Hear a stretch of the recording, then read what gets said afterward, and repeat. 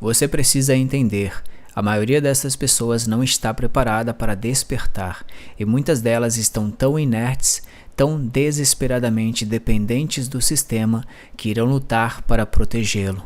O filme Matrix, ou Matrix, lançado em 1999, logo se tornou um fenômeno global, não somente pela qualidade cinematográfica, mas pelo que foi capaz de evocar no imaginário social. Ou seja, a possibilidade, mesmo que remota ou fantasiosa, de estarmos vivendo em uma espécie de ilusão ou simulação que nos impede de perceber a verdadeira realidade. Mas você sabia que essa ideia não é nova? Entre os gnósticos, existe uma crença antiga de que o mundo em que vivemos é uma prisão criada por um Deus maligno, que aprisionou nossa essência espiritual em um corpo físico para nos fazer sofrer, cuja libertação se daria, para eles, através da gnose, o conhecimento transcendente da verdadeira realidade. Consegue ver a semelhança com o filme Matrix? Além disso, há na tradição hindu a ideia de que o universo manifestado é Maya, ou seja, uma ilusão que nos impede de ver o que é a realidade suprema. Uma outra concepção, frequentemente citada como uma das fontes de inspiração para o filme Matrix, é a famosa alegoria da caverna de Platão. Nela, diz Platão, homens estão aí desde a infância, de pernas e pescoços acorrentados, de modo que não podem mexer-se nem ver senão o que está diante deles. E o que está diante deles, sendo projetado na parede da caverna, são apenas as sombras de objetos transportados por pessoas ao longo de um caminho iluminado por uma fogueira situada atrás deles. Para Platão, quando um prisioneiro escapa e vê o mundo fora da caverna, ele compreende a verdadeira realidade. Como se sabe, a expressão sair da Matrix pode ter vários significados. Pode se referir a quem toma Red Pill e se dá conta de algumas informações ocultas da sociedade, a quem se afasta das cidades grandes para viver isolado no campo, ou a indivíduos que criam ideias ou coisas que desafiam o status quo, a mentalidade dominante. Estes últimos são, muitas vezes, vistos como loucos ou ridicularizados, mas acabam sendo reconhecidos como gênios na história com o passar do tempo, como nos mostra as vidas de Nikola Tesla e Van Gogh. O significado da expressão sair da Matrix que será utilizado neste vídeo não será nenhum desses, cujos vídeos abundam na internet, mas um significado mais profundo, a saber, o de realização ou iluminação espiritual, que é a grande tarefa da humanidade segundo as tradições espirituais. Rigorosamente falando, a alegoria da caverna de Platão é muito mais adequada para simbolizar a realização espiritual, não só pela sua riqueza de símbolos, mas também por ter sido provavelmente criada com esse propósito. No entanto, neste vídeo, para preservar a didática e simplificar a exposição, usaremos a alegoria de Platão e a saída da Matrix como metáforas intercambiáveis para representar a realização espiritual, certo?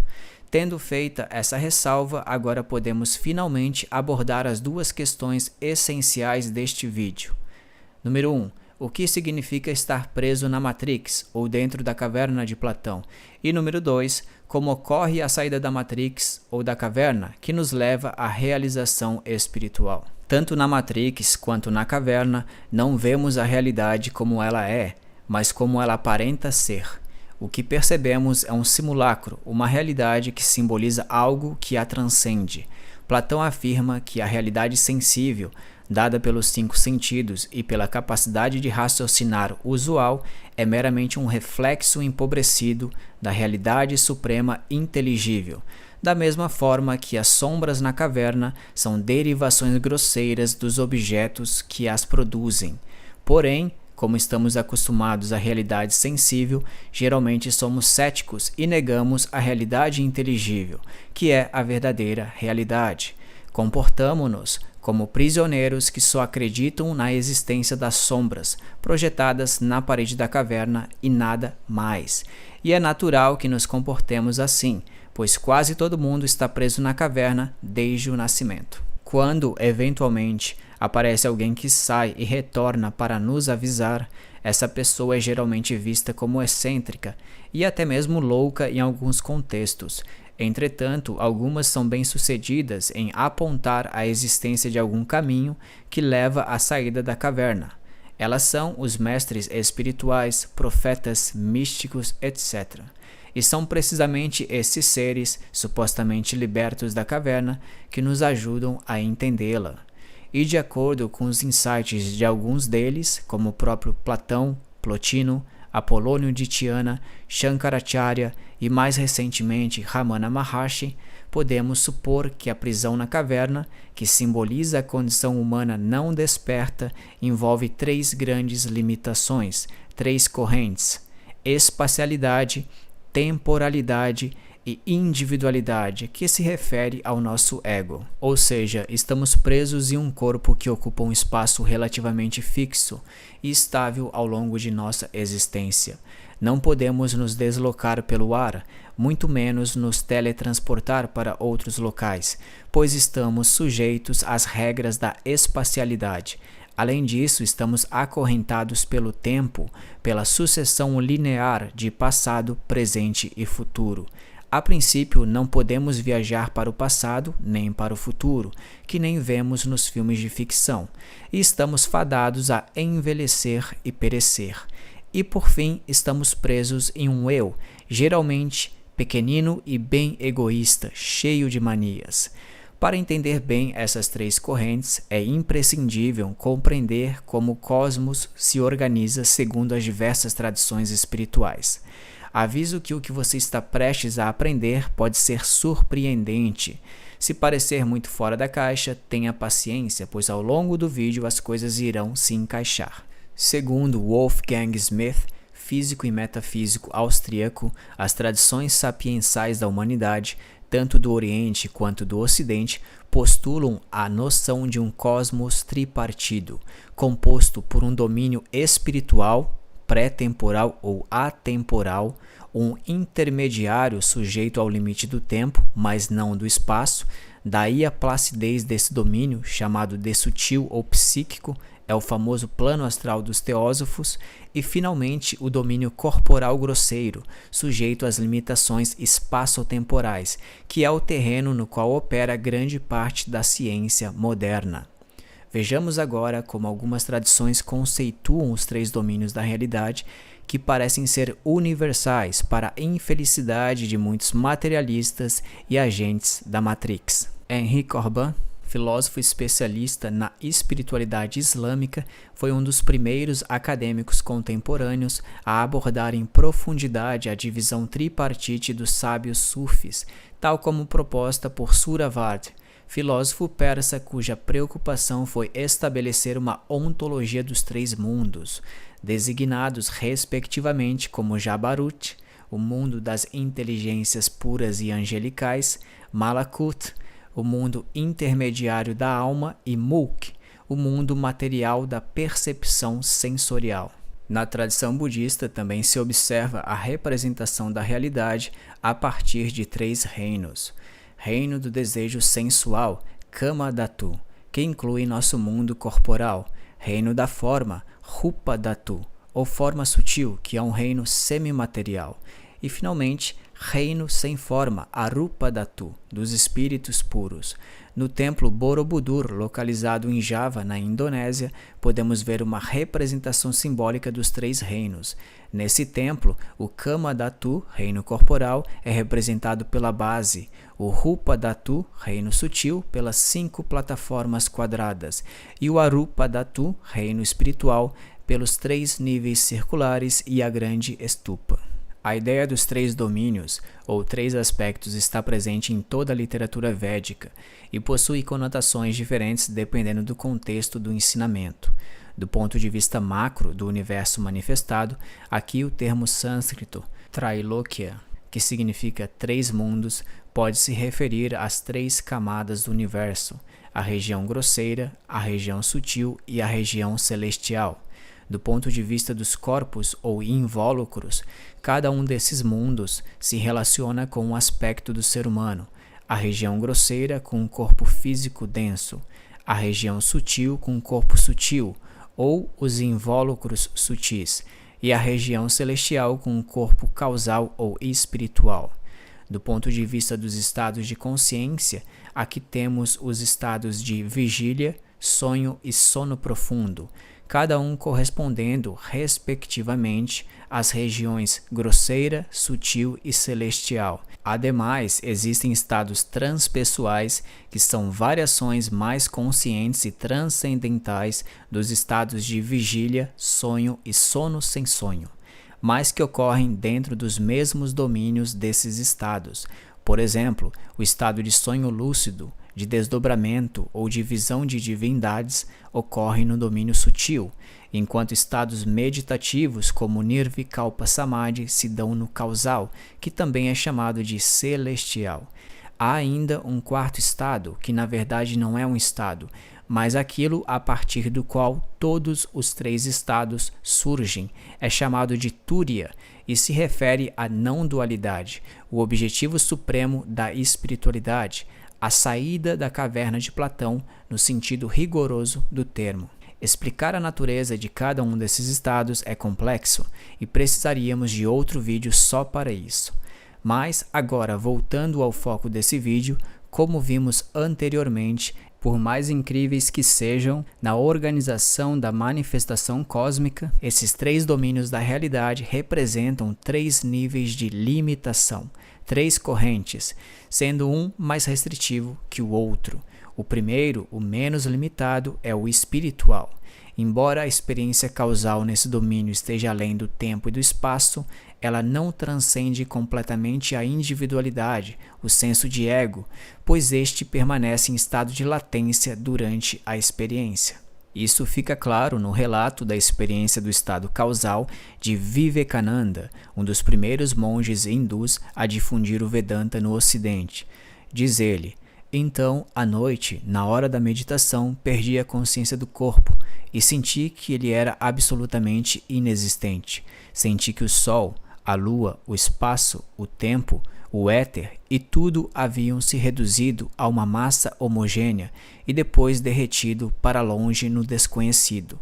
A consciência do corpo tinha quase desaparecido e eu quase me fundira no Supremo. Mas ainda havia um vestígio do sentimento do ego, então pude retornar ao mundo da relatividade a partir do Samadhi. É somente na realização não dual que essa limitação é completamente superada. O segundo domínio é o sutil, cuja limitação abrange tanto a individualidade quanto a temporalidade. Por mais livres e maleáveis que sejam os corpos sutis ou estados de consciência nesse domínio, eles ainda estão sujeitos ao tempo, embora de uma forma diferente da que conhecemos. Quem pratica projeção astral sabe bem do que estou falando. E se há alguém capaz de perceber a passagem do tempo, isso implica, evidentemente, na presença do senso de individualidade. O terceiro domínio é o grosseiro, que corresponde à realidade física com a qual estamos familiarizados. Esse domínio é limitado pela individualidade, tempo e espaço. Essa é a condição padrão de quem ainda não saiu da Matrix, de quem se encontra acorrentado na caverna de Platão. Assim sendo, o caminho de saída envolve a ascensão do domínio grosseiro ao espiritual, do estado de vigília física ordinária aos estados meditativos ou contemplativos causais. Essa é a primeira etapa. Além dela, existe outra, que nos leva do domínio espiritual a seu princípio supremo. É o quarto princípio, chamado de Turiya, na tradição hindu, que mencionamos anteriormente. É o estado não dual do Advaita Vedanta. A alegoria de Platão simboliza essas duas etapas. Bom, dentro da caverna, ao se libertar das correntes, a primeira coisa que o prisioneiro vê, com dificuldade, pois seus olhos não estão acostumados, é a luz da fogueira e as coisas carregadas pelas pessoas que costumam percorrer o caminho entre os prisioneiros e a fogueira. Ele não está mais vendo sombras, mas muitas luzes, pois tudo agora está mais iluminado.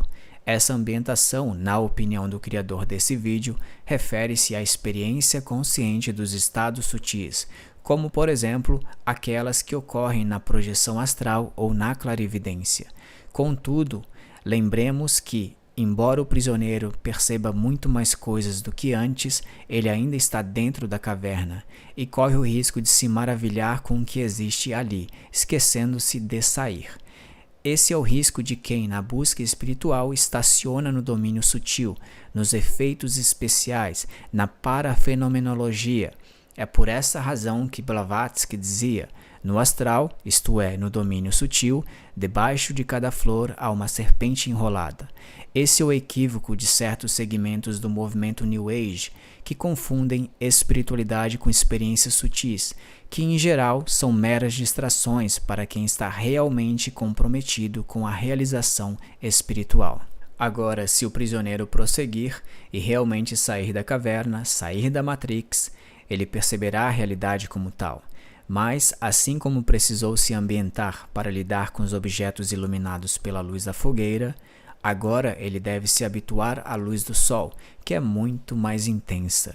Diz Platão: o prisioneiro começará por distinguir mais facilmente as sombras, em seguida as imagens dos homens e dos outros objetos que se refletem nas águas, por último os próprios objetos. Depois disso, poderá, enfrentando a claridade dos astros e da lua, contemplar mais facilmente, durante a noite, os corpos celestes e o próprio céu. Podemos relacionar essa etapa ao estado causal, aos estados meditativos que transcendem tempo e espaço. O prisioneiro já está livre da caverna, mas ainda não está completamente livre. Isso só ocorre quando ele finalmente consegue contemplar o sol durante o dia. Quando atinge esse estado, ele vai além da manifestação universal, que se compõe dos três domínios, corporal, sutil e espiritual, e também dos três estados de consciência, o vígil, o sutil e o causal. Ele chega ao ilimitado, ao inefável, ao princípio supremo que se refere ao Brahma Nirguna, no hinduísmo, ao Tao sem nome, no taoísmo, e à noção de Sunyata, no budismo. Enfim, ele vai além do imanifestado e do manifestado, do não ser e do ser, da unidade e da multiplicidade de todos os pares de opostos. Sua condição agora é a de não dualidade, como falamos anteriormente. Só agora podemos dizer que a saída da caverna ou da Matrix foi total. René Guénon, metafísico francês, explica esse processo em duas etapas: retorno ao centro da individualidade humana e transcendência da individualidade humana. Na primeira etapa, harmonizamos nossa alma e experimentamos os estados sutis e os causais, até chegar ao centro do nosso ser. Essa fase pode ser simbolizada pelos mistérios menores na espiritualidade grega e pelo percurso que vai do inferno ao paraíso terrestre, conforme o simbolismo da Divina Comédia de Dante. Já na segunda etapa, realizamos a condição de não dualidade, que transcende não só a espacialidade e temporalidade, mas também o senso de individualidade, por mais amplo que ele seja. É o destino final da realização espiritual. Essa etapa está relacionada aos mistérios maiores na espiritualidade grega e com um caminho que vai do paraíso terrestre ao celeste, culminando no Empírio, na obra de Dante. Veja agora uma tabela fundamentada na obra de René Guénon, aproveite para tirar print, mostrando a universalidade dessas etapas nas mais diversas tradições. Isto vai ajudá-lo a se aprofundar no tema. Em suma, para concluir e resumir o vídeo, tenha em mente os seguintes pontos. A saída da Matrix pode ser interpretada como a saída da caverna de Platão. Essa saída implica na transcendência de três limitações: o ego, o tempo e o espaço. Uma forma de entender essa jornada é por meio de duas etapas. A primeira nos conduz do domínio físico, grosseiro, ao espiritual, e a segunda deste ao seu princípio. O caminho de saída da caverna simboliza o percurso de realização espiritual.